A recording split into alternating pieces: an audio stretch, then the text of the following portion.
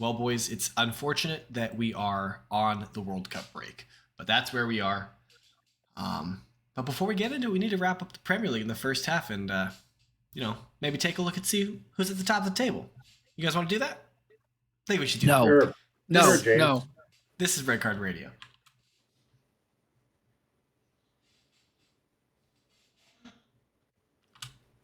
Good morning, good evening, good afternoon, whenever you're listening from. Thanks for tuning in. Red Card Radio is a weekly look at the Premier League from three friends who support different clubs.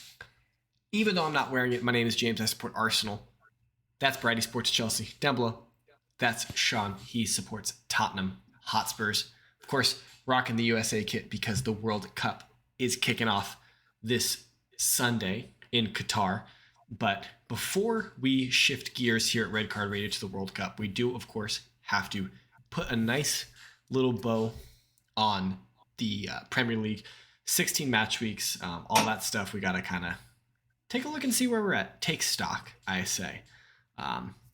Before we do that, before we get into this review of the Premier League, if you are new here, this is your first time listening, if you stumbled across us, if this is the second time you've listened, if you could, please hit that subscribe button, ring that sub notification bell so you'll get updated when we release new content. Hit us up on Twitter, do all those things. Leave us a comment down below. If you're on the podcast site, leave us a 5-star review and definitely hit us with a follow. So you never miss a beat for Red Card Radio. Taking a little bit of a break on the EPL stuff while we do the World Cup for the next couple weeks. But we've got stuff coming all through November and December before we kick back off on the Premier League on Boxing Day. So definitely hit that follow button and give us a subscribe and all those things. Do those things that YouTubers ask you to do. But without much ado, I guess, let's take a quick look at the Premier League table so we can touch base on where we are. So in first position still is Arsenal. They are on 37 points. Second position is Manchester City on 32 points. So that is a 5-point gap. Both those teams have played one more game than third place and fourth place. So third place is Newcastle United. They are on 30 points. Fourth place is Tottenham Hotspurs. They are on 29 points. Manchester United are in fifth on 26. Liverpool are up to sixth. They are on 22 points. Brighton and Hove Albion are in seventh on 21 points. Chelsea are down to eighth on 21 points. Fulham are in ninth on 19 points, and also on 19 points are 10th place Brentford and 11th place Crystal Palace. Aston Villa, with new manager Unai Emery, are up to 12th on 18 points. Leicester are in 13th on 17 points. Bournemouth, 14th on 16 points. Leeds, 15th on 15 points, so nice even number there. West Ham are in 16th with 14 points, and also on 14 points is 17th place Everton. In the relegation zone, Nottingham Forest, Southampton, Wolves. Nottingham Forest are on 13, Southampton on 12, Wolves are in on 10 points. So that's what the Premier League looks like as we step into our World Cup break. About 14 games played, I guess roughly a third of the season or so, you would say, if my math kind of checks out at least. No, it's a little bit more than a third, but I got a little math for you. Okay. Oh no. Let me see what I can do. Chelsea are closer to the relegation zone than they are to Arsenal. That would be 8 points to the relegation zone, but 9 points to the relegation zone, 16 points to first. Wow. That's the trivia I came here for today. Wow. That is good. But I mean, oh, that's real. I like that. That's very nice. What you got next? I think relegation 6-pointer. Oh, for Chelsea. Bournemouth, yeah. Got a 6-pointer, Brad. Like 6 weeks from now. Shut your face. I mean, you sound like you could pick up any points in those 6 weeks, so still a relegation 6-pointer. I mean, this is an aside entirely because we didn't mean to mention this, but Chelsea absolutely are becoming Brighton, like London Brighton, because they just snatched up another person from the recruitment department at Brighton today. Yes.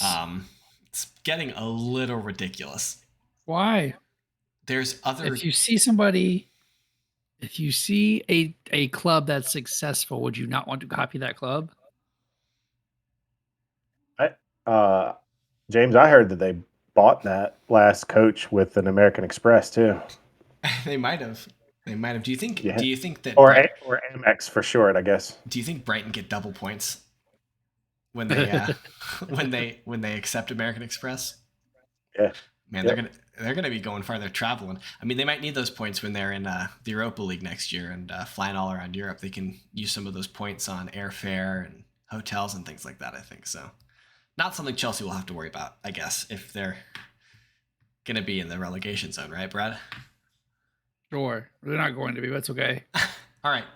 Quickly, let me run down the 10 matches that were played last weekend. Manchester City and Brentford kicked off the weekend. Brentford get the 2-1 victory at the Etihad. Bournemouth and Everton. Bournemouth beat the socks off Everton, win 3-0. Liverpool Southampton 3-1 for Liverpool. Forest Palace. Forest win 1-0. Spurs Leeds 7-goal thriller at the White Hart Lane. Spurs win with a late flurry of goals. West Ham United lose 2-0 to Leicester. Newcastle Chelsea. Newcastle win 1-0. Joel's got some thoughts about that. I said that. Okay. Well, you predicted a loss to Newcastle, but you still think that when fully fit, your squad is a title contending team. So, whatever. Yes. Wolves, Arsenal. Arsenal get the 2-0 win at the Molineux. Brighton Villa in the new manager, I don't know, derby. I don't know what you want to call that, Brad. The Brad made us pick scores for this game thing. Brighton, Villa beat Brighton. Unai Emery gets a second straight win, 2-1, and then Fulham United win the game 2-1, like 94th minute winner or something ridiculous. We will be talking about Manchester United tonight because there's just this small news story about one of their players. You probably haven't heard about it. It's pretty obscure, but we'll fill you in here momentarily. But first, Brad, we need to talk about Chelsea. Why? What is up with Chelsea? Lots of things. Lots and lots of things. I don't know if either of our managers this season have known what our best 11 is. And that's proven by the starting 11 changes for the Premier League this season. Out of the top 8 teams, Chelsea leads it by 13. Sean, do you have a guess on how many changes we've made to our starting 11? 107. Not that much. We're not that bad. Or it hasn't been that bad. Our academy's not that deep. It's at 50, like 57 or 59. I've seen the chart, so. Yeah, it's 52. That's why I didn't ask. It's 52. 52 changes compared to Brighton 7 and Arsenal's 11. Like, we are not putting out a consistent team. We're not. What is that chart?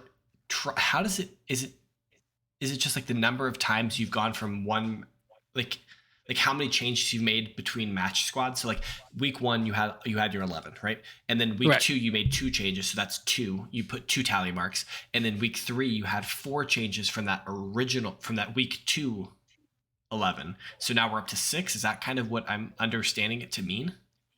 I believe so. I think it's probably formation and players. It can't also be I think it's probably just players.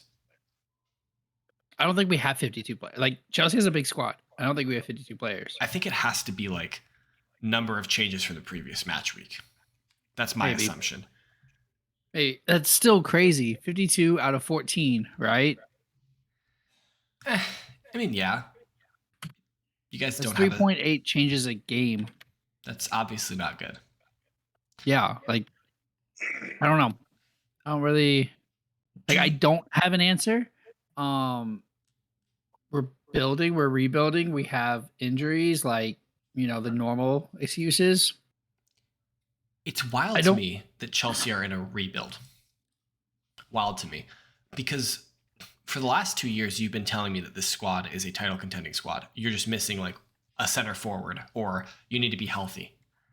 Well, yeah. I mean, I'm kind of, rose-colored glasses because I'm a But Chelsea fan. But I would say that that's the popular consensus, though. If you look it at generally is. But this rebuild has had to you can't go through the amount of managers we've gone through and have. You guys have been doing it for 20 years now. Like, this is nothing new for Chelsea. I mean, I understand that you have a new owner, and I understand that it's different, but Chelsea have notoriously been churning through managers every 18 months or so for the last 20 years. And the amount of, and every now and then there's a down season where we clear out the bloat. And so you think might just be that it? You think that's just what this is? Is the one season where Chelsea are going to kill the deadwood? And we also lost Rudiger was a huge player for us. But people replacing him aren't there. You told me that wasn't going to be a big issue. I didn't think so. I think Sean and I both had that pegged for what it was. Yeah, I think because of that, one of the agents was talking to Todd Bowley and was like, Marina's cost you guys a lot of money. She's cost you about 100 million. He's like, no, more. So this whole most of what we did this summer. Hold on, time out. Are we blaming this on Marina now? That's what the consensus was from that I read over the summer. Bro, you guys were just talking about how awesome Marina was, how she was a staunch negotiator, how she's great at selling players when they get sold. But like you said, Chelsea is a checkbook. Hey, how much is the release clause? All right, we'll pay that. I don't think you can call it a rebuild when you've spent about $300 to $400 million in the past 2 years. Either you're rebuilt or you're throwing money away. I mean, obviously, that's not a rebuild. Obviously, we threw money away last season. Obviously, we threw $100 million away last season. Straight down the gutter. Back to Italy. Obviously we did. How much of that is on Thomas Tuchel, though? Probably a lot. I think the decisions that Todd and the owners are making will pay dividends. I don't think we're going down the wrong path. I think we're going down a hard path. I think it's a difficult time as a Chelsea fan, but I think there's light at the end of the tunnel. Him being sporting director was probably a mistake more than it was a helpful thing. Right? It was kind of having out of necessity, though. Correct. There wasn't a way to change that. It just kind of became what it was, and it kind of spiraled from there. The communication throughout the structure wasn't set in place yet, right? Because he just came in. Everybody else had either left or he had been hey, now we don't need you guys, right? So it's probably forced on him a little bit, but it's probably his own bed. From that, talking about Todd. You were talking about Todd made his own. Okay, correct. For the summer, and so now we're starting to get these pieces put together. It's supposed to be a more collaborative approach, and that's the main reason why they got rid of Tuchel. Is Tuchel wasn't being collaborative. He was upset that Peter Cech was gone because Peter Cech was the guy that he was the filter, and so now all of those messages were coming to him. So yeah, I don't know. A lot of change, a lot of change from this year. Bowley's going to have to get over that because Tuchel's not the only one. There's plenty of managers that are just hey, my job is to manage. Leave me the F alone. I know. You put the players on the field. I manage them. Leave me alone. You're not wrong in that. I know. And Bowley's going to have to get over that. And Tuchel got put into a position that he wasn't ready to be in. He didn't want to be in. He wanted to just be the manager. Yeah, correct. I don't pick the players. You pick the players. He wanted to give his suggestions and then be done with it. Whatever you get, this is the list of the guys that I want. If you can get me these or close, then I'm great. That's what he wanted. He didn't want well, what do you think of this guy? What are the profile on this guy? Right? Yeah. Why not Ronaldo? Clearly we're seeing why not Ronaldo. But if we go back January of last year till now, how much change has happened at Chelsea Football Club? A lot,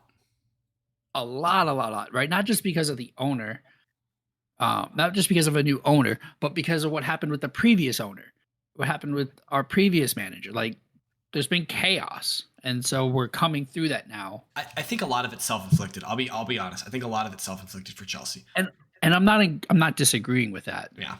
Um, Do you want to talk fixing about the wage structure? We're fixing those things, but like it's going to take time, and I'm happy to give Graham Potter that time. I think we have to give a manager time. We should talk about a well-run club called Newcastle United, because it was a tight affair. Like it was a close game. Newcastle won 1-0. Yeah. I think Newcastle probably controlled the game. I don't think Chelsea looked super threatening. If my memory of this game serves, it's been a little while since I watched it. We had 5 shots. Yeah. How many of them were on goal?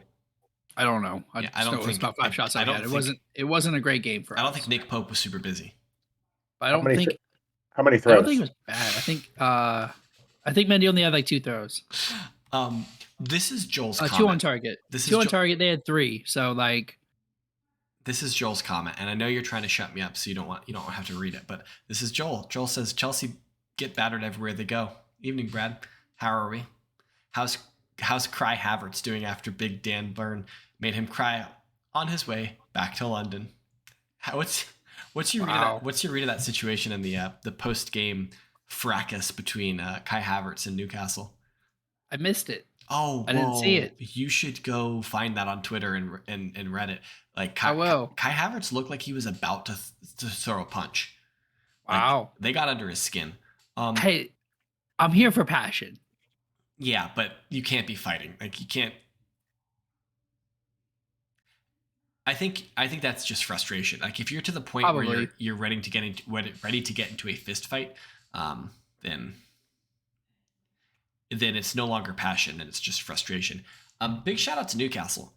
They've had a phenomenal first half of the season. There was this tweet that went out today that they went, like, if you compared after match week 16 last week to this week, or last year to this year, they were on 10 points last year and now they're on 30 points this year. Only 2 points behind Manchester City for second place. So that's pretty impressive. So big shout out to Newcastle. Eddie Howe's got them playing exceptionally well. They're just crushing it. They're doing really well. So Eddie Howe is a case study of what happens when you take one of these relegation managers and actually give them good players. Yeah, I mean, I think that's a good point. He was like Bournemouth for the longest time, and they were like up and down, teeter tottering. He'd get them out of the championship, then they'd get relegated or something like that. And so, I think that's a really good point. Is that you can see who's got it. Maybe an interesting conversation we can have is because he's a young manager. Arteta's a young manager. Who do you think is going to win the Premier League first between those two? Howe or Arteta? I think that's an interesting conversation to have. Maybe we'd have that next time Joel can join us. We mentioned City, so I want to turn our attention to City and Brentford, but also kind of tie in Wolves Arsenal at the same time, because essentially at this point, Arsenal now have a 5-point lead over City, and it's kind of down to the fact that City let a 93rd minute winner in against Brentford. I know, Brad, you kind of characterized it as you thought that that the City players weren't trying very hard. This was your shtick last week, that you thought because we're getting ready to go into the World Cup that the players wouldn't be as committed, those who were going to the World Cup. And that was kind of your read on the game. Yeah, and Tony had a point to prove. Like not being selected. He had a point to prove. All right, hold on. I need a quick we did a both quick of these. He had a point to prove. We have a quick aside about Ivan Toney, because I think that it's pretty evident why he wasn't selected now, because it's come out that the FA is investigating him for like over 200 instances of gambling while he was a player before he was at Brentford. So I wonder, during when he was at Brentford, 2017 through 2021. I thought it was okay. So okay, 2017 through 2021. Ivan Toney's career. I thought it was 2020. No, that's fine. No, I trust Brad. So clearly, if the FA was investigating him, they've just announced that they were aware of it beforehand. I'm fairly certain that they probably were with Gareth Southgate and were like, look, you can't bring this guy to the World Cup if we're about to investigate him for gambling. Do you think that played a factor in his selection for the World Cup roster? Probably. Yes. I think it has to have, right? Yeah. I think it explains why he gets dropped. Yeah. But okay, so I disagreed with your reading. I thought that City were trying. I thought that they were very invested in the game. I thought that sometimes you're just a little bit off, right? You're just a little bit off. And City it took an amazing volley for them to get on the score sheet. Sure, and so sometimes you need worldies. But I mean, if you look at Arsenal this season, Arsenal have been arguably the best team in England this year. You could make an argument for it.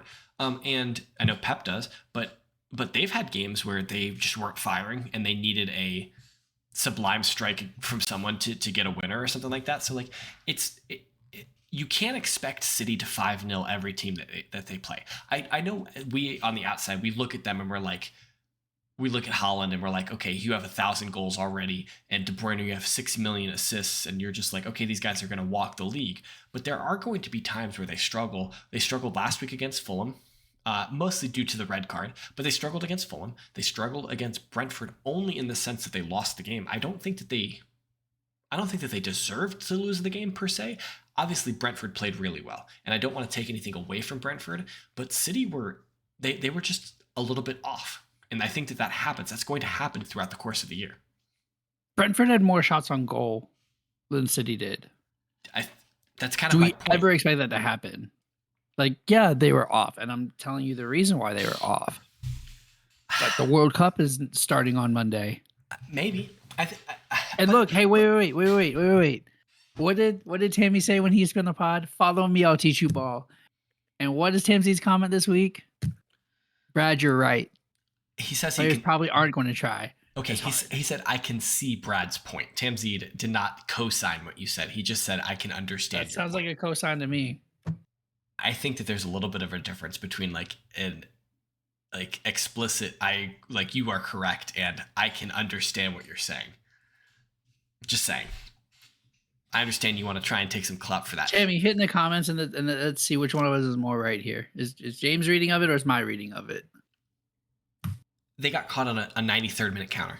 They were trying to win the game, and they got caught on a counterattack. And that just happens. It happens to everybody. And you would much rather try and win the game than just play for a draw. So sure. I mean, yes, if City's not playing to win the game and you're at home, that's a problem. But I don't think that all the effort was there. You tie this in. Arsenal get the 2-0 win against Wolves away. That was actually a pretty difficult game for Arsenal. They had a really tough time in the first half. Wolves were really, really compact. They just sat in a bank of 5 and a bank of 4 and a bank in just the lone striker. And it was really difficult for Arsenal to get in between the lines, which they like to do, and pass the ball laterally so they can find cuts and, quick diagonals. So, I mean, it was a difficult game. Odegaard had a brace. Ultimately, it's good. I didn't expect Arsenal to get a result. When I saw that City lost, I was like, okay, Arsenal's gonna screw this up somehow. But I'm glad that I was wrong. I think we talked about this, and you guys asked me what my opinion would be about Arsenal going into the World Cup, and I kept saying, if Arsenal are top of the table going into the World Cup, I'm going to be very pleased. And I'm very pleased, and I still think City's going to win the league. I think it would be foolish not to think that, but I think we got to try. And I think at this point, my opinion on that is that with the start that we've had this year, I don't know if there's ever going to be a better opportunity to win the league than this year. I think you have to capitalize on this, and you have to do whatever you need to do in January to strengthen the squad to try. And if you lose twice to City this year, and you lose the league by a point or 3 points or something like that, if it's close and you gave it a go, then you just, you say City were the better team, but I think they have to do everything they can to try and win the league. So, do you guys want to talk about Spurs Leeds? Because I have some opinions about the Spurs team. Yeah, I I think it's extremely evident how different we are with Kulusevski on the field. Yeah. But unlike Brad, I'm not going to complain about the injuries. It's something that happens, and why you should have depth. But it was painfully obvious what we have been missing for the past month or so. It's kind of impressive that there's such a drastic fall off between Kulusevski and Lucas Moura, because For anybody, yeah. like Lucas Moura, Kane, and Son have like a really high level understanding of each other because they've played together for so long. But I mean, like obviously, I think Kulusevski's a better player than Lucas Moura at this point in his career. But it's kind of impressive to be the level of fall off there. It's just individual creativeness where he just takes on that defender all day. He's willing to go. Yeah. I mean he megged the left back probably 3 times on the inline, and then found a pass. Not all of them ended up in goals, but um, the Ben Davies goal was a phenomenal move by Kulusevski to get in a shot that then ricocheted to Ben Davies for a little outside the box worldy. Um, and then of course the final goal was he just taps the ball around the guy Yeah. and finds Bendiker. So I mean it's just Kulusevski's just creativity that just sparks all that. He's definitely been a good player for you guys. I think it's a big shout out to Leeds. I mean, they've been That was a losing game. losing away to Spurs is not a bad result. Losing away to Spurs and getting blown out is a bad result. But they just lost a game. They were It was a just fun game. eventually outmatched by Spurs. What I, there has been an upswell recently of fan discontent, I guess, with Spurs a little bit with Conte, which I think is misplaced. It is. Conte is like a passion manager. He is a get the team to always fight, to never give up.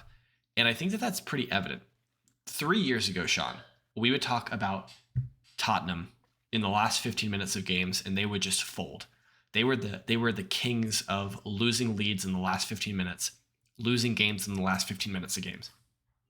For the last 5 weeks, it seems like you guys have been getting late game winners.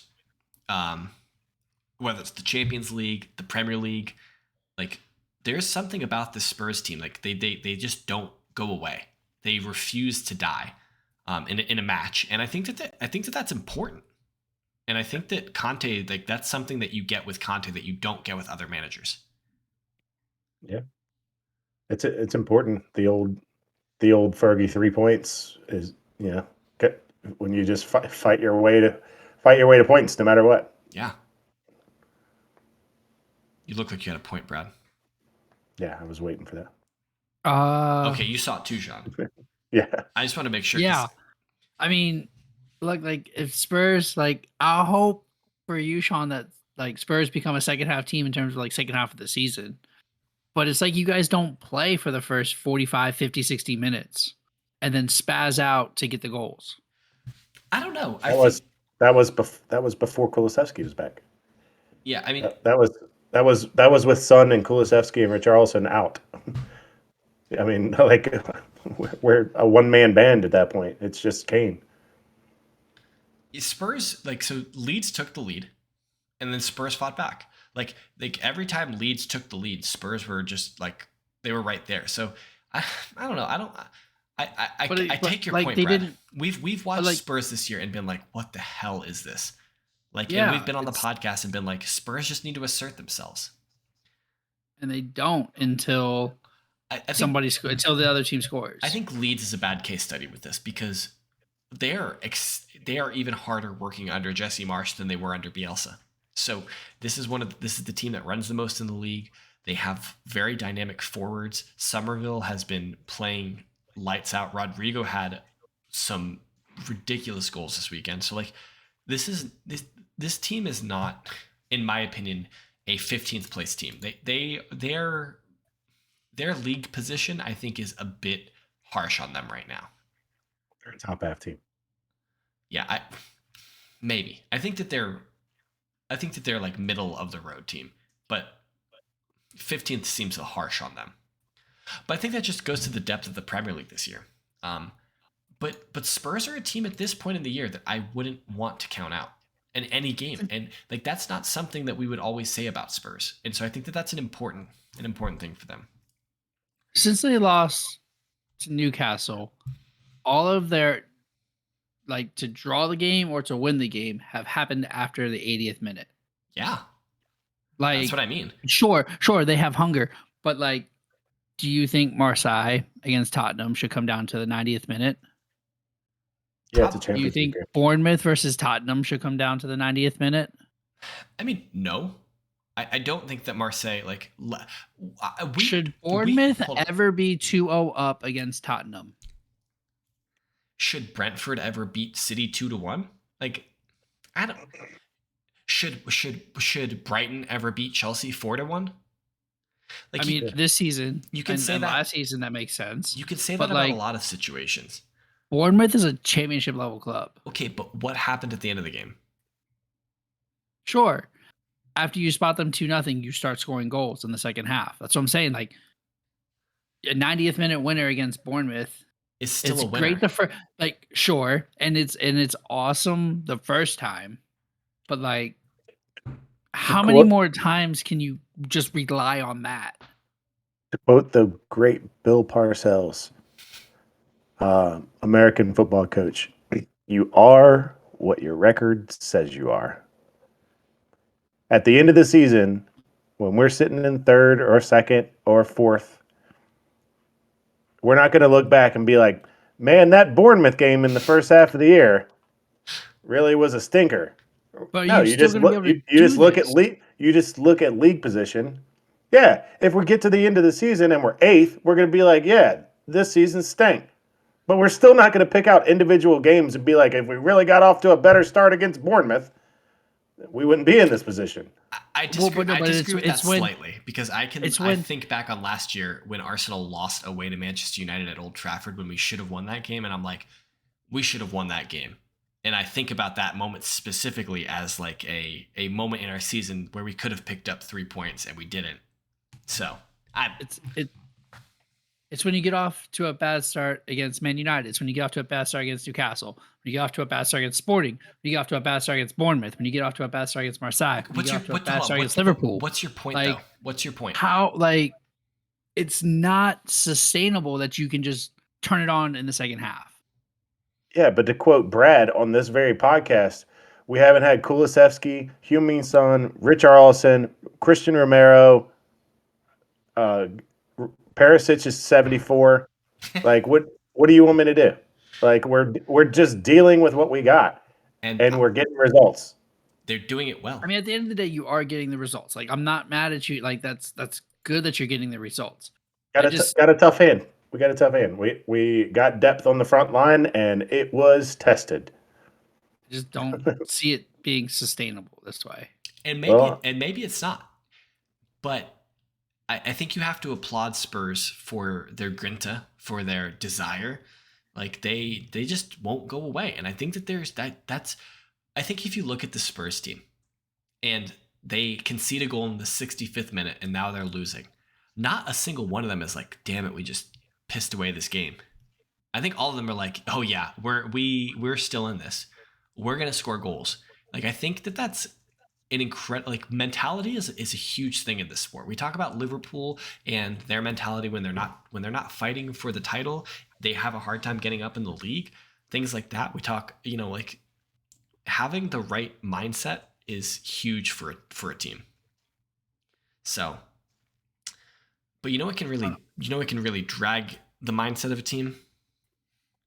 Interviews with Piers Morgan. Tell all interviews with Piers Morgan. And there might be a team that's experiencing this right now. Manchester United and Cristiano Ronaldo are going through the most public ugly divorce that we've seen in a long time. So, at least Lukaku went out of the country to do his interview. What are you talking about? Oh, okay. Yeah. It was Sky Italy. It wasn't Piers Morgan in England. in London. In London, right? Just dunking on United. Yo, so my understanding of the situation. So, okay, context. Manchester United were playing Fulham Sunday night. And as they're leaving Craven Cottage, apparently Manchester United becomes aware of the fact that Cristiano Ronaldo has just taped an interview with Piers Morgan that they didn't know about, that they weren't really consulted on, apparently. And this is this tell-all, Cristiano Ronaldo's side of the story about what's going on at Manchester United. There's a lot of sound bites that I'm sure you've heard on the internet. It just became available in the USA on YouTube. So I've watched about half of it as of the time of we're recording this, and I haven't gotten to the juicy United bits yet. But it's not a good look. It's not a good look. It's not a good look for United because Ronaldo said, I came back to the same dusty ass gym, the same dusty chef, the same dusty TVs, same dusty technology. I'm pretty sure there was even a rotary dial phone in the building. I mean, that he called him out. You ain't changed crap around here. This is the original Old Trafford from 1913. And he's not the only one, right? So, like, if this is Ronaldo doing this, we'd be like, cool, Ronaldo's trying to leave United. Like, we knew that this summer. There was clear and obvious things that said Ronaldo wants out, right? But Ibrahimovic said it. Jose said it. Van Gaal said it. Like, if you were not a quote-unquote United legend, United person, everybody that's come there has dunked on United. There is a bit of like weird nepotism that goes on at Manchester United. Like Gary Neville's like just hanging around and like he's always there, and got the Roy Keanes of the world. They have a lot of pundits, Manchester United legends who are pundits in England. Yeah, and of course they're all burying Ronaldo for this. I don't think Ronaldo is wrong for this to be like, yo, like I went to Real Madrid and they upgraded everything. I went to Juventus and they upgraded everything. I came back here when I was 20 years old, learning the league, learning how to be a professional. And it's the same thing. Like I'm sitting in the same jacuzzi I was when I was 20. I'm 38. What? But like that's the difference with the Glazers thinking it's an asset, not a club. So I'm really like, not to bring this back to Chelsea, but that's why I'm happy and okay with the changes Taboli is making because it's helping. It's a club structure, not an asset. It's not money he's taking out, right? The Glazers have taken out like $300 million from Manchester United. It's a cash cow for them. So of course they're not going to invest in all of these other things. Yeah. Right? Because it's an asset to make money and to hide debt. That's it for the Glazers. Kind of sucks for United. And they'll buy players, right? They'll buy players and they'll sell players because to keep the brand up, so that they can still make money. At the end of the day, they're there to make money. They're not there to win championships, win titles, bring United's glory days back. So you don't ascribe too much fault to Ronaldo here. No. Besides like probably the timing. Let's say the timing. But if it was just him saying this, there's a big difference, right? Like Lukaku was the one complaining about Chelsea last year. There wasn't really a lot of complaining about Chelsea besides Lukaku's interview, right? Like we hadn't heard stories of Tuchel being a dick at Chelsea, right? Yeah. We've heard these stories for years from United. I don't know. I think this is a really bad look for Cristiano. I like it as an Arsenal fan. I think it's great. I think it's fantastic. But are you taking him? No, absolutely not. Pierce says yes. That's because Piers Morgan loves Cristiano Ronaldo. They're like best friends. But I wouldn't take him at Arsenal. I don't think he fits what we're doing. He's 37, 38. Arsenal's average squad age is 23.7 years old. I saw it. It jumps into like 29 if you sign Cristiano. What? Like from 23 to 20. Yeah. It skews it that much. I don't understand how. But I don't know, but it was something crazy, yeah. Like, I don't know. It just doesn't make sense to me. Sean, do you want him? No. Graham Potter's already said no too. Absolutely not. Like it's been in the media. Like Graham Potter says Yeah, no. he can go play back with the farmers. Go back to Italy or France or something. And Probably Portugal. clearly he's gonna be released. Like clearly he's never playing for Manchester United again. When he says when he says the things he said, I don't respect Ten Hag. He doesn't respect me, so I don't respect him. The Glazers, the owners don't care about the club. Like this is scorched earth from him. He's walking out the building and he's carrying a gasoline can behind him and he's getting ready to light. And he went to Piers Morgan and Piers Morgan just threw his lighter on the ground. They're just lighting everything on fire. Yep. Why would he feel any type of connection to him? The Glazers signed him and didn't introduce themselves to him. He's never met the Glazers at all. Why would he feel any type of way for them? He shouldn't. That's fair. But he should. But like. For all the Cronkies, like any type of gripe you can have against them, Josh is there. He's there a lot. Yeah. Arsenal is his pet project. Yeah, you could say whatever you want. He's present. Yeah. I'm sure Martinelli knows who Josh Kroenke is. I mean, he was apparently against Chelsea. He was down in the changing room with them. So like after the game, he just was popped down. There you go. Involved ownership versus asset. Club versus asset. Yeah. That's why I don't blame Ronaldo in this. Interesting. Because he's used to a club, right? Like he was at United when it was a club, when it was Fergie's club. He went to Real Madrid. That's like the ultimate club, right? Everybody holds Madrid up to that standard. Juventus in Italy is the club, right? Then he comes back to United and it's in shambles inside. So I don't know. My hot take is Ronaldo's right. He might not be. He might be right, and I'm in your. I agree with you in principle that he is right. That United are in shambles, but this to me seems like a part of a memoir at the end of your career, because this is going to be how people remember him at United. I don't think they're going to remember him winning the Champions League for United. I think that it's going to be, yeah, he won all these things for us, but the way that it ended was terrible. I mean, maybe United needs that every now and then instead of everybody, sucking its heat. Maybe. But let us know down below in the comments what you think about this United situation, this Cristiano Ronaldo interview. If you haven't had a chance to check that out, I would certainly check out that interview on YouTube. It's Piers Morgan Uncensored or something like that, I think is the title of the podcast of his show. Definitely check that out. It's a good interview. But that's all we got for you guys in our review. I think the biggest takeaway that we can have about the Premier League is that Arsenal are amazing and that Chelsea are doo-doo. And I think Sean would agree with that. Is that... No, he's not. All right. Let us know what your takeaway for the Premier League was for the first half in the comments, or Ronaldo, or whatever you want to talk to us about in the comments, because we'd love to hear from you. As always, if you're still here and you're new, hit that subscribe button. Give us ring that sub notification bell if you're on the podcast site. Follow 5-star if you can. All those things. Hit us up on Twitter. That's at KSBradG. Down below, that's at Whiteheart_Sean. I am at James Tiffany. Check back later this week. We've got a big breakdown of the World Cup coming later this week. And until next time, have a good one.